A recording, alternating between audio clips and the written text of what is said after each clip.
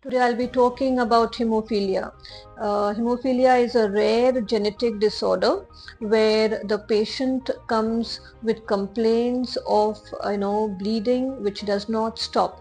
This is because of the deficiency of the clotting factors, and because of which the clot does not form, and this condition can be alarming. The bleeding can happen anywhere in the body. There could be from the oral cavity, or there could be bumps on the head which is not resolved to the treatment. It could also happen in joints, because of which the patient is not able to walk and there is too much of pain. So it can happen in the gut, brain. So it requires immediate assistance. It being a genetic disorder, there is not a complete cure which is available, but definitely with help of treatment and medication, the patient can live a normal life. So there are different types of hemophilia. There's three types, that's hemophilia A and B and C. So A and B are very common. In hemophilia A, the clotting factor 8 is deficient, and in hemophilia B, it is the clotting factor which is 9, which is not enough.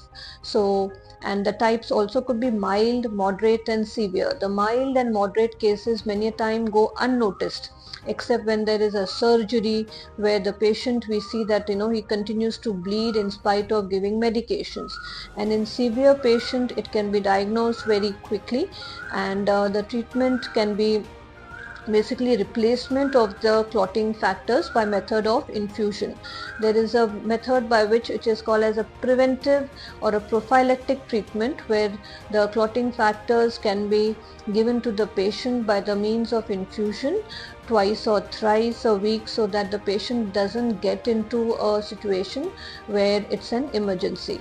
So this is the treatment for hemophilia, and very important that it is a X chromosome linked disorder, meaning it is mainly found in males. The females are the carriers, but the males suffer more. That is, during childbirth, the mother gives birth to a son, and the son inherits this problem. So it's mainly found in males rather than females. So on this World Hemophilia Day, we would like to bring awareness about the symptoms, so that we can diagnose it quickly, and the treatment can also be provided immediately, so as to avoid any emergency.